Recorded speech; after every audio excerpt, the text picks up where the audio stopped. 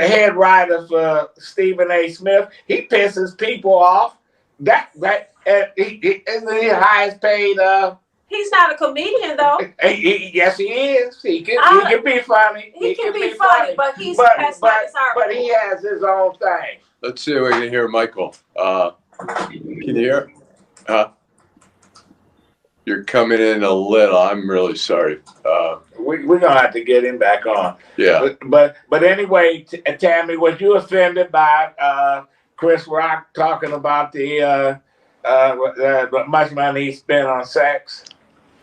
No, the only part that made me even slightly cringe was the part where he was talking about. Go I'm ahead. sorry.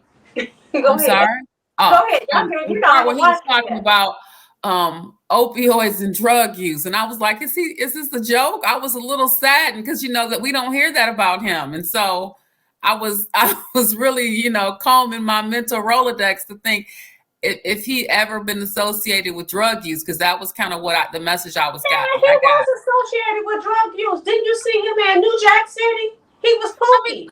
But I mean, he was acting.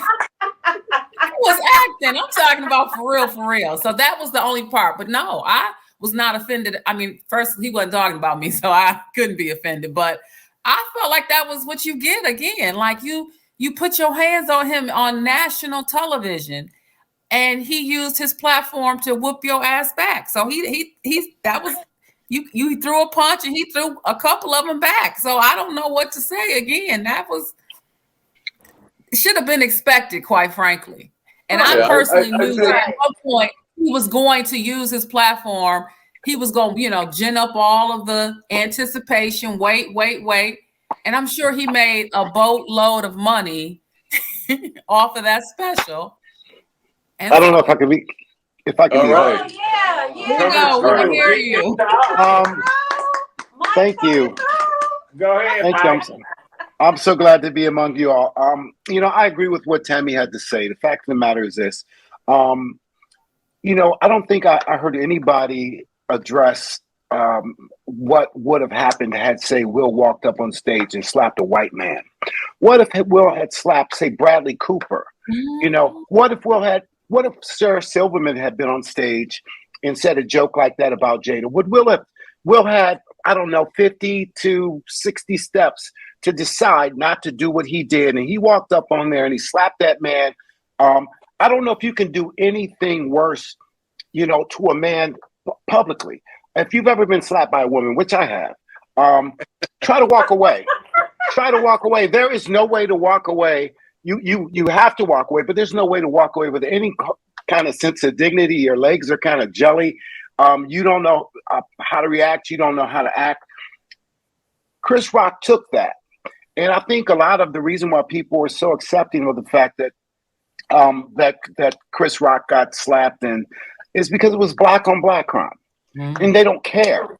Bottom line is they don't care that this black man slapped this other black man in front of, and again, as black people, 3 of us are on this show, 4 of us on the show are black people.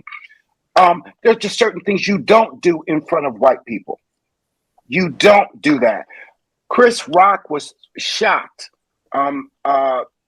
He was shocked to his core by Will Smith doing what Will Smith did.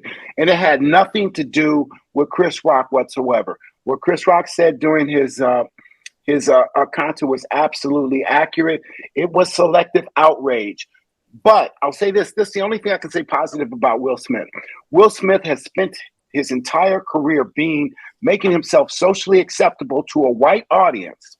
That was probably as close to the real Will Smith as you ever saw. Him walking up there. I'll tell you, I will never watch. I love Chris Rock.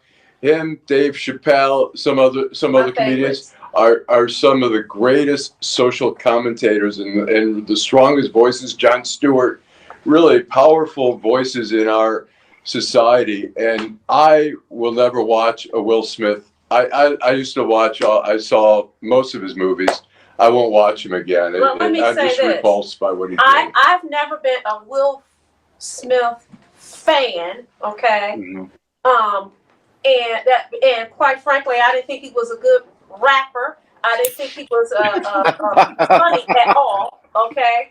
And the few movies that I saw, which was the Bad Boys for Life, they were just okay for me. Okay, but to Mike's point, the emasculation of another man on national television, it just was, it's still offensive to my core. And this guy is huge. Chris is a little guy. But didn't they fight dudes? Freaking bully. Didn't when they wanted to fight you, I you get lost you. slapped and say, meet me at 5 o'clock in the morning, because I'm a fuck you up, because I'll slap your ass.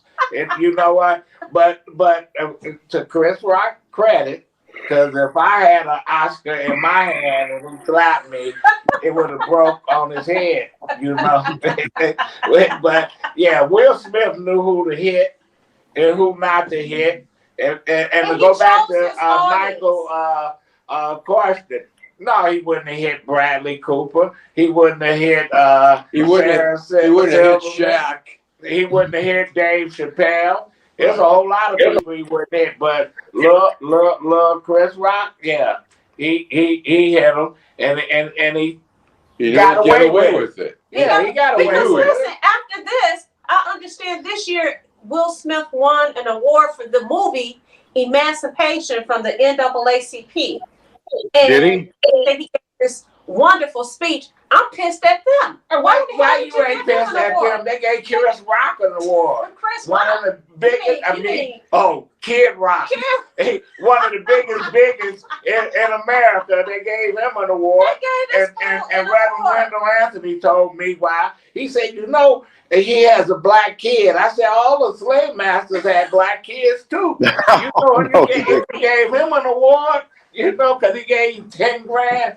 Yeah, kid, listen. So the NAACP has no credibility for me. And plus, Will Smith playing that ex-slave, you have seen the powerful picture.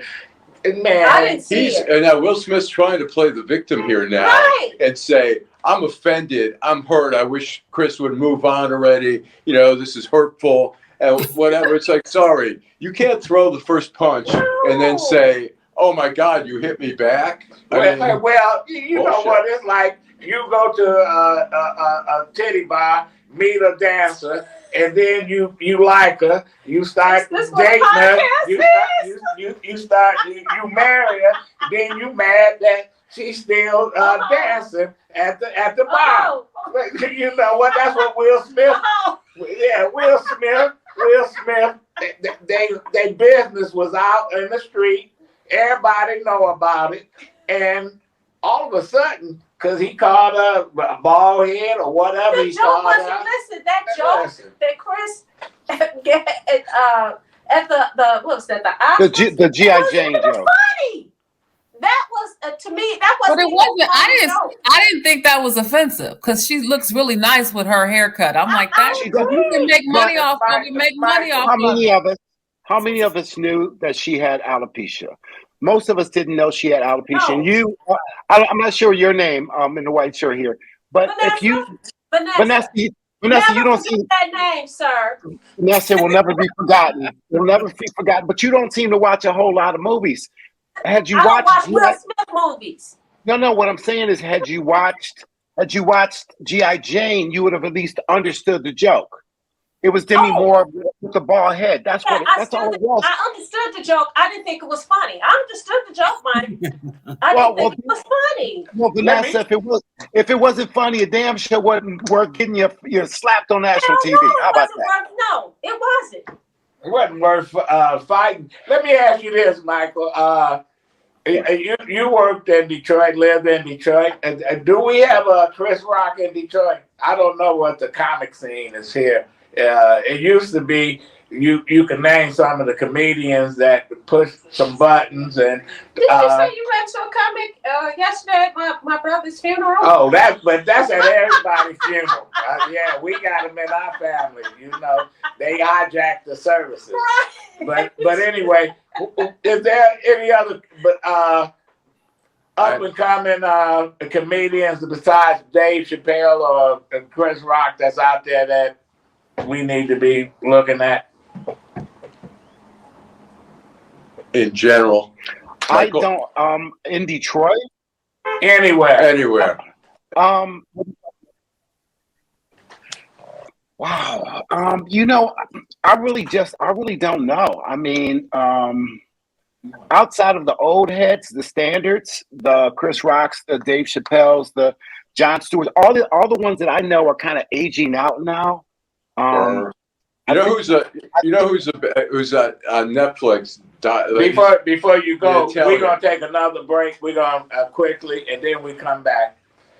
All right. This Detroit in black and white. Raw. Yeah, it is raw. Unfiltered. I'm telling you, we're having a Delicious. I'm Wayne County Treasurer Eric Sabri. There are payment plans available to help save your property. Visit our website at treasurer.waynecounty.com or email us at taxinfo@waynecounty.com for further information. We're here to help. Nearly 30,000 vacant lots all over the city of Detroit are for sale right now. That's right. Nearly 30,000 vacant lots are available now, starting at just $100. The lot next to your house or the lot down the street.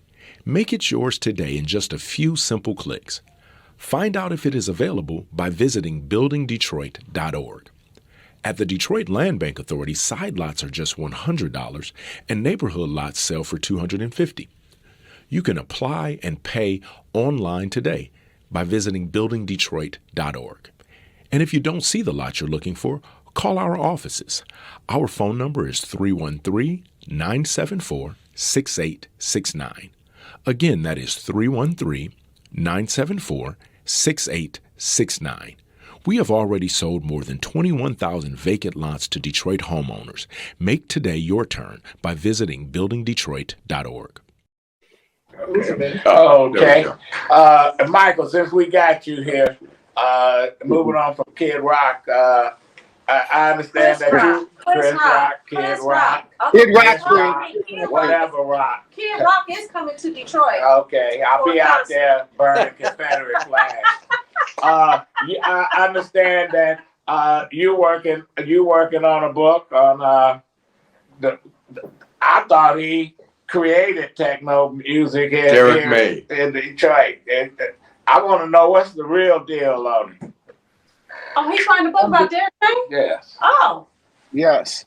The real deal is that probably one of the most famous dance tracks of all time is called Strings of Life. It's written by Derrick May and myself. This is like 1986. What happened is over time in the years that have passed by since I left Detroit and came to New York, I heard a lot about Derrick's kind of shady business practices. I mean, he probably ripped me off to the tune of about $2 million over the years. I just kind of let it go because, I live well. So I let it go. But there were some guys in Detroit, other techno pioneers, about people by the name of like Blake Baxter, Thomas Barnett, these guys who also were there at the infant stages of techno that Derrick stole from. So I was working on a book about that and stumbled across a woman who used to work for Derrick. And so once I got her contact information, called her up to thinking that maybe I would get some behind the scenes gossip about his business practices.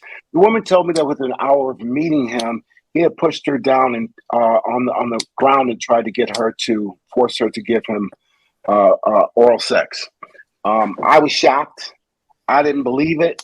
I kept doing more and more research, and I kept running across even more and more and more people, more women with these kind of allegations. So what happened in the interim after that was I just kind of went on a mission to stop this guy. He has been a sexual predator for more than 30 years.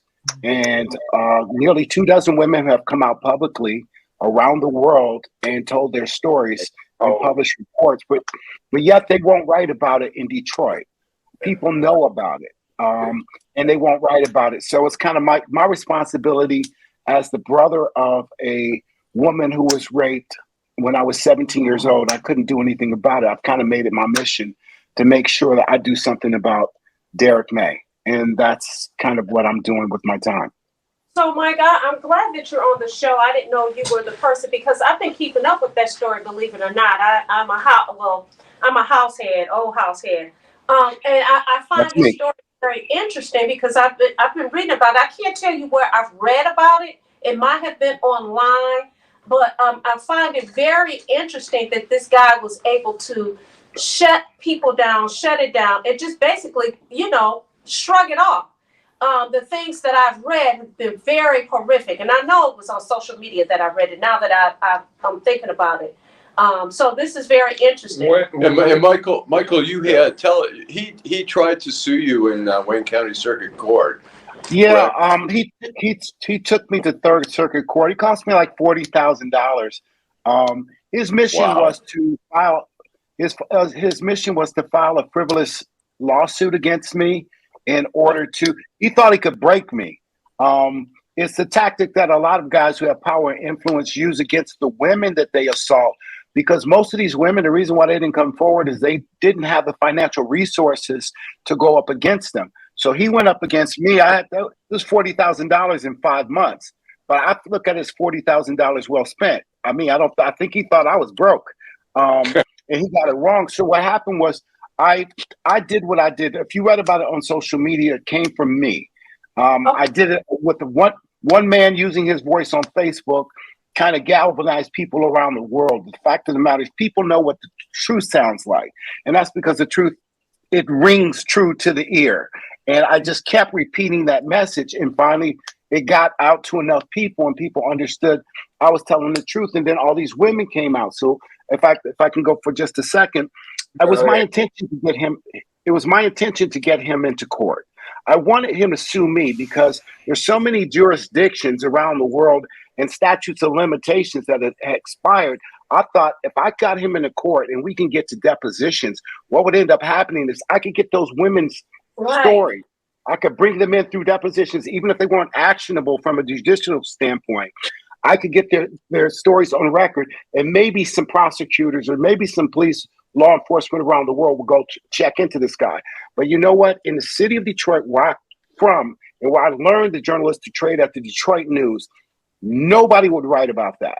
That was news. If it's news when Bill Cosby and R. Kelly and Harvey Weinstein get accused of rape and sexual assault, it is news when one of your favorite sons and alleged founder of Techno, the same when that same thing that when he's accused. You said he didn't found Techno. He's not the guy that created the sound. No, what Derrick was the mouthpiece. What a lot of people don't understand is techno was a word that was in use in relationship to genres of music over in Europe well before they ever heard of it, okay? It just was. What Detroit was doing was trying to copy their brothers in Chicago doing something called house. It was all called house. And what happened is what happened is when the guy his name is Neil Rushton, he's a UK promoter. When he came to Detroit, he came for a song called Nude Photo, which was written by Thomas Barnett, stolen by Derrick May. What Neil tried to do is he wanted to find a way to differentiate what was happening in Detroit from what was going on in Chicago as a marketing ploy. So they came up with techno. But it was all the same music. If you go back and close your eyes and listen to what they were doing in Chicago and listen to what they were doing in Detroit, it was the same stuff. So what they ended up doing is they stole the use of a name, techno, that was already in use over in the UK. I'll put it to you this way. If I could, why don't you hold tight for a minute? We gonna take a phone call. We working on this. Are you there, caller? Yes. Yeah. Here. All right. Yeah. You have it on speaker. You have a question. You have it on speaker. Hold on a second. Hold on. Turn it up. Put it on speaker. Turn it up. Hold on. Okay. Go ahead. Yes, I'd like to congratulate y'all, Adolph and the rest of your crew for having your own podcast. And I thought y'all got hijacked by that old station. That's why y'all was having We did. I thought y'all got hijacked because I thought they was hating on y'all, and they found out that y'all had your own podcast, and they was trying to shut y'all down for hate. I mean, for them for hating on y'all. But I like to congratulate y'all, and I will be listening. Okay, thank you. Thank you very much. When is your book? We're gonna wrap this up. Michael, when your book coming out? I'm working on 3 books at the moment right now. I expect that you're going to see the first one you will probably see will be in my hand probably as soon as the first week in April. Okay. I can always come back anytime and give you all the details. And we want you to come back. Absolutely. Okay, you know what? I'm sorry about we gonna be polished, and I know all you haters out there. Yeah, it was a clusterfuck, but here we are. We ain't going nowhere. We'll be back every week, and we're gonna get better and better. And Michael James, by the way, can't wait for the book, and we want you to come back. Can't wait for you to come back, Mr. And give us the 411. I won't forget you for sure, Vanessa. No, it's absolutely my pleasure. Anytime, guys. Anytime. Okay, thanks, Michael. And the final thought, Tammy. Oh wow! Why you put it on me, Adolph? I don't have no final thoughts. I just sell that house. Sell those houses. What are you talking about? I'm just excited. I'm excited for you. I'm excited for you and the team and your new platform, and I'm sure it's gonna get so much traffic and people. I see all the comments scrolling in the screen right now. I'm sure it's just gonna be even bigger and better than it already was. So I'm super excited to participate. Thanks, and thanks for your support. And Detroit Land Bank, you've been doing your thing. Actually, let's salute. It's Women's History Month. We had International Women's Day. This is a sister that's running the Detroit Land Bank. Okay. Kudos. Kudos. All right. Final thoughts. Final thoughts. I just pay attention to the elections and pay attention to what the state legislature is doing. I mean, we have a Democratic-controlled state legislature. We're hoping for some gun legislation, for some voting rights legislation here in the state of Michigan, and I hope that it becomes contagious. I hope the legislature here in Lansing can be a template for other states to adopt, particularly in gun issues, which is long overdue. Go ahead. My final thoughts is I want to thank everyone for being so supportive of me. If people have been paying attention the last couple of weeks, my brother made his transition. We had his celebration of life yesterday, and it was truly a celebration of his life. So I'd like to thank everybody for being supportive, and I want to encourage everybody to continue to be supportive of us in Detroit, Black and White, our podcast. We moved from sitting at our homes to an actual studio. This is our first time in the studio, and as we're at Apex Studio in Ferndale, Michigan, and we will be better and better and better. And I want to say, I had an outrage before, the sound smacked me in the face. But anyway, the 4 young people that got shot, 2 died in Mexico, and they get an apology from the drug cartel. Right? Now that is an outrage. And you know what? That is an outrage. Yeah. They killed these folks, said they was Haitians. But you know what? Listen, I'm not surprised because there's the U.S. State Department alert for African Americans going to the Dominican Republic.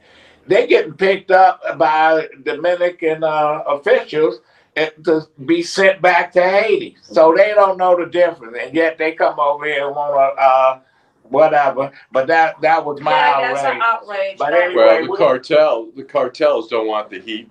When you kill Americans on foreign soil, you're going to have the FBI and everybody else, and possibly working the State Department. What they going to send some flowers like Al Capone used to do Right. after he shot somebody. But Right. anyway, thank you, Michael James, thank you, Tammy, Daniel, thank to all the folks out there that's tuning in, and we're gonna get better and better. We'll have a number you can call in Yeah, next we'll have week, a number. and we'll see where this goes. But you know what? I like it. I do too. I like it. I Be like back. it. All right. Yeah. Detroit in black and Okay. white. Thank All you. right, everybody. Thanks so much. Take care. Joe. Bye. Bye-bye. Bye-bye. Thanks, everybody. Take care. Yeah.